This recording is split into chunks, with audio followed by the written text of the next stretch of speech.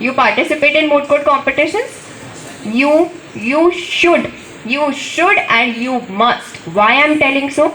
I participated in my first moot court competition while I was in this college in my first semester. And I must tell you that first semester में participate करना where you don't know anything about law क्या होता है, you enter into first year, first semester, आपको कुछ पता ही नहीं है rights क्या होती है, duties, liabilities, law क्या चल रहा है, you don't know it. But that competition में we stood as a runner-up team. So it was on the basis of our presentation skills. That's it. We drafted a memorial and we presented it as per the memorial, as per our legal research and little drafting skills that we would have. Because हमने articles वगैरह draft किए हुए थे, because in 11th 12th हम लोग थोड़ा बहुत articles वगैरह लिखते हैं, so थोड़ा सा writing skills की वजह से, presentation skills की वजह से you're able to impress the judges by answering. आप जजेस को कैसे इम्प्रेस कर सकते हो? If you are able to answer what they have asked, या फिर ऐसा कुछ उनको ट्वीक करो कि दे वुड अंडरस्टैंड कि हाँ इसको थोड़ा बहुत नॉलेज है, ठीक है? Because being in the first year आप छोटे हो, उनको भी पता है कि आपको नहीं पता है इतना कुछ, ठीक है? But if you are able to handle that situation very well, तो you ace marks, in that. So that's I'm telling कि moot court competition में don't fear. बहुत सारे लोग fear करते हैं कि I don't know moot court क्या होता है, मैं कैसे participate करूँगा? No, you should learn ना. How will you learn unless you won't participate? ठीक है? So you must जब आप मेमोरियल्स ड्राफ्ट करते हैं तो आपकी ड्राफ्टिंग स्किल्स इंप्रूव होती है और साथ में लीगल रिसर्चिंग स्किल्स भी होती है जो इन्वॉल्व होती है उसमें. सो दैट इज आपको करना चाहिए. ऐसे आपका ड्राफ्टिंग स्किल्स इंप्रूव होगी and so you will be able to draft contracts. Contracts are no big deal. कुछ ज्यादा स्पेशल नहीं होता है कि ये बड़ा हाइप बना रखा है कि कॉन्ट्रैक्ट्स ड्राफ्ट करना ये वो. No, you can do it. How you can do it? You see parties अपने बीच में क्या टर्म्स एंड कंडीशंस चाहती है वो आपको बता दे and you can draft accordingly. पर आपको बस उसमें कुछ चीजों का ध्यान रखना पड़ता है, जैसे कि वो कुछ एसेंशियल क्लॉजेस उसमें होना चाहिए जिससे कि लीगल कॉन्सिक्वेंसेस खराब नहीं हो आगे. बस कुछ थोड़ा सा आपको दिमाग में चीजें ध्यान रखनी होती है and you can prepare it contract. अच्छा, कॉन्ट्रैक्ट ड्राफ्टिंग के अलावा कॉन्ट्रैक्ट रिव्यू का भी बहुत सारा काम आता है if you want to know. तो कॉन्ट्रैक्ट रिव्यू क्या होता है कि when both parties have already drafted a contract, पर आपसे वो सलाह ले रही है कि कुछ चीजें तो नहीं है सर, एक बार चेक कर लो सब ठीक ठाक है, मतलब कोई लीगल कॉन्सिक्वेंसेस तो नहीं होगी. बिकॉज एवरीबॉडी वांट कि this doesn't give rise to future disputes. तो लॉयर क्या करता है, उसको बहुत केयरफुली देखता है एग्रीमेंट को, जो भी कॉन्ट्रैक्ट है उसमें देखता है कि हर एक वर्ड, हर एक सेंटेंस की लीगल कॉन्सिक्वेंसेस तो नहीं हो रहे. एंड ये इंश्योर करना बहुत जरूरी है. और ये कैसे आएगा? Is by practice. ठीक है, कॉन्ट्रैक्ट रिव्यू जो होता है बाय प्रैक्टिस होता है. You will learn as soon as you get to learn कि कॉन्ट्रैक्ट कैसे ड्राफ्ट करते हैं. सो फ्रीलांसिंग में कॉन्ट्रैक्ट रिव्यू का अलग से काम आता है.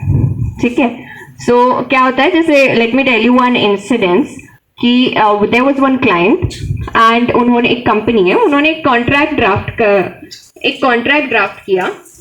मतलब देयर वाज वन पार्टी, उन्होंने कॉन्ट्रैक्ट ड्राफ्ट किया, उन्होंने हमारे क्लाइंट को वो भेजा कि you enter into this contract. और क्लाइंट केम टू अस कि प्लीज लुक ना कि what are the, is this the contract okay, कुछ इसमें देख गलती तो नहीं है या फिर इसमें अपन कुछ इम्प्रूव कर सकते हैं. We saw that contract, we found कि उसमें बहुत सारे ऐसे क्लॉजेस थे जो यूनिलेटरल थे. यूनिलेटरल मतलब जो सिर्फ एक पार्टी को पावर देते हैं ओवर द अनदर. वो बहुत पार्शियल कॉन्ट्रैक्ट था. अब पार्शियल कॉन्ट्रैक्ट नहीं होना चाहिए. एक लॉयर का काम है कि वो जब अग्रीमेंट रिव्यू कर रहा है तो ये एस्पेक्ट को देखे कि उसका क्लाइंट बेनिफिट होना चाहिए. ठीक है, at the same time ensuring कि वो बहुत सुपीरियर पोजीशन पे ना आ जाए. ठीक है, कैसे, जैसे उसमें कुछ क्लॉजेस ऐसे थे वेरिन कि हम कोई भी लाइबिलिटी आएगी तो उसमें सामने वाली पार्टी ही भरपाई करेगा. उसमें एक ऐसा क्लॉज था कि कुछ भी मान लो फ्यूचर में लॉस हुआ इस अग्रीमेंट के कारण, तो सामने वाली पार्टी ही भरपाई करेगी. ठीक है, तो दिस वाज रॉन्ग, तो हमने उसको ऐसे चेंज किया कि जब लॉस थोड़ा उसको स्पेसिफिक बना दिया कि जब कोई भी पार्टी ने either of the party face any loss, then the person who is responsible for that loss will pay for that loss, will compensate that loss, because वो बहुत ambiguous था और उसको अगर सही से इंटरप्रेट नहीं किया जाता तो फ्यूचर में लीगल कॉन्सिक्वेंसेस एडवर्स होते। ठीक है, अब जब हमने उनको ऐसे कॉन्ट्रैक्ट में चेंजेस करके दिए, he was quite happy with that. हमने इंश्योर किया कि उसमें डिस्प्यूट रेजोल्यूशन क्लॉज हो। Now let me come to the dispute resolution clause, it's very important. अब बेसिकली क्या होता है, अभी हमारे पास जो भी कॉन्ट्रैक्ट्स आते हैं ना, उसमें आर्बिट्रेशन क्लॉज होता है। Have you heard about arbitration before?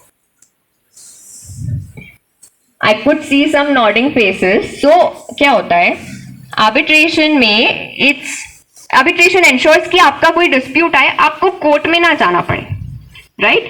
Court में ना जाना पड़े और वो प्राइवेटली सॉल्व हो जाए, कि पार्टीज अपना म्यूचुअली कोई एक पर्सन अपॉइंट कर दे as the arbitrator, and that arbitrator will take care of the dispute, कि वो dispute arbitrator act as a जज। जैसे कि कोर्ट में देयर इज अ जज, वैसे ही आर्बिट्रेटर की जो ट्राइब्यूनल होती है, which is not a specific place, it can be created, where the arbitrator sits, it's an arbitral tribunal. ठीक है, so the parties can by mutual consent decide कि who will be their arbitrator in case there is a dispute, और अगर अभी decide नहीं कर सकते while framing the contract कि who will be the arbitrator, then you can mention some qualifications of the arbitrator, जैसे कि the arbitrator would be someone who has experience in dealing with the commercial matters, या फिर मतलब it should be according to the contract। जैसे अगर contract commercial contract है, so the arbitrator would be जिसको इतना years का एक्सपीरियंस हो। ओके, अनदर थिंग, उसके पास ये डिग्री हो, उसने इतने केसेस डील करे हो, एटलीस्ट मिनिमम उसने मान लीजिए 30-40 केसेस उसने डील किए, या फिर उसका 5 साल का या 7 साल का एक्सपीरियंस हो। ये चीजें आप मेंशन कर सकते हो। You can also mention how many arbitrators would be appointed. So you can mention sole arbitrator, यानी एक सिंगल आर्बिट्रेटर उसको देखेगा, या फिर 3 देखेंगे, या फिर 5 देखेंगे। 2 क्यों नहीं बोला और 4 क्यों नहीं बोला? 2, अगर 2 होंगे और दोनों का व्यू पॉइंट डिफरेंट होगा, यस,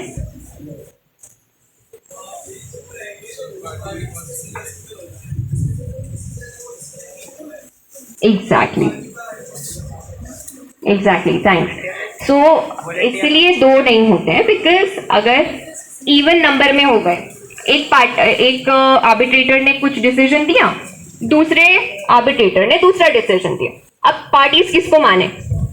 इसलिए अगर 3 आर्बिट्रेटर्स होते हैं, सो जिसका मेजॉरिटी ओपिनियन होता है वो प्रिवेल करता है। ठीक है, अब जब आर्बिट्रेटर अवार्ड देता है, तो आर्बिट्रेटर ऑर्डर नहीं देता, आर्बिट्रेटर अवार्ड देता है। जैसे कि कोर्ट में जजमेंट होता है इन द फाइनल्स, जब डिसीजन हो जाता है तब जजमेंट आता है।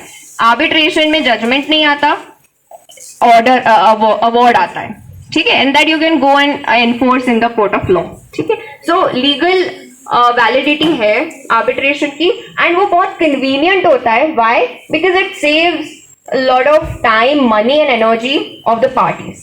क्यों it saves a lot of time? and क्योंकि आप जब कोर्ट में जाएंगे, कोर्ट में जाने के बाद आपको इतना पेंडेंसी है, आपकी एप्लीकेशन कब वहां पे लगेगी, लिस्ट होगी, देन कब वो सुनवाई होगी, देन कब उसके नोटिस इशू होंगे, बहुत सारी चीजें होती है उसमें। ठीक है, बट जब एक आर्बिट्रेटर स्पेसिफिक आपकी ही डिस्प्यूट को हैंडल करने के लिए अपॉइंट किया जा रहा है, तो उसके पास सिर्फ एक डिस्प्यूट है, अंडरस्टैंडिंग, उसके पास एक डिस्प्यूट है जो कि क्विकर हो सकता है। ठीक है, और उसमें आपको इतना साल तक खींचने की जरूरत नहीं है। If you see arbitration conciliation act, उसमें देयर इज अ लिमिटेशन कि आप 1 साल में अवार्ड आपको पास करना है, ज्यादा से ज्यादा 18 मंथ्स, अगर पार्टीज ऐसा म्यूचुअली अग्री कर लेती है तो आपको 1 साल के अंदर अंदर मेजरली आपको देना ही रहता है award. Yes, good question. Who can be the arbitrator? आपका नाम क्या? Sorry? Okay. So, who can be the arbitrator? Very nice question. Yes, just a second.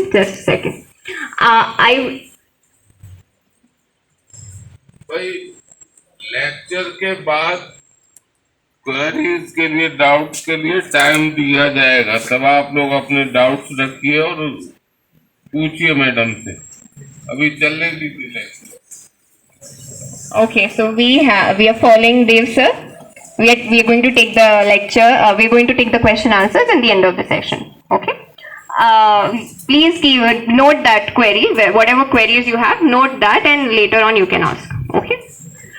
Now, certain essential clauses in the contract. Now I'm going to tell you the structure. Listen very carefully. This is the crux of this whole session. वैसे तो मैंने बहुत सारी चीजें बताई है, but this is the format जो आपको एडहेयर करना पड़ेगा while drafting a contract. Okay, ready? First, you start with parties details. Parties details as in उनका नाम क्या है, उनका रेसिडेंस कहाँ पे, if it's a company what is the registered office address, what is the PAN details, what is the CIN number, GST registration number, बहुत सारी details होती है. मतलब एज जितना पार्टीज का इंफॉर्मेशन आप दे सकते हो उतना अच्छी है, उतना अच्छा चीज है. तो it can be the contract can be between an individual और अ कंपनी. कंपनी भी पार्टी हो सकती है, इंडिविजुअल्स भी हो सकते हैं. So depending on what ever parties, आपको पार्टीज की इंफॉर्मेशन मेंशन करनी है.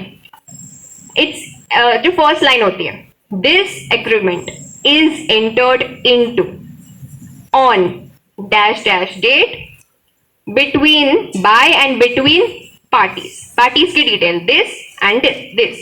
ओके, जितनी भी पार्टी, जरूरी नहीं दो और दो से ज्यादा भी हो सकती है, बट मिनिमम दो होनी चाहिए. ठीक है. नेक्स्ट आता है the object. What is the object of entering into the contract, आप वो मेंशन करते हो. ठीक है. ऑब्जेक्ट एज इन आप थोड़ा सा बिजनेस डिटेल्स दीजिए कि फॉर एग्जांपल कंपनी है तो कंपनी करती क्या है. ठीक है.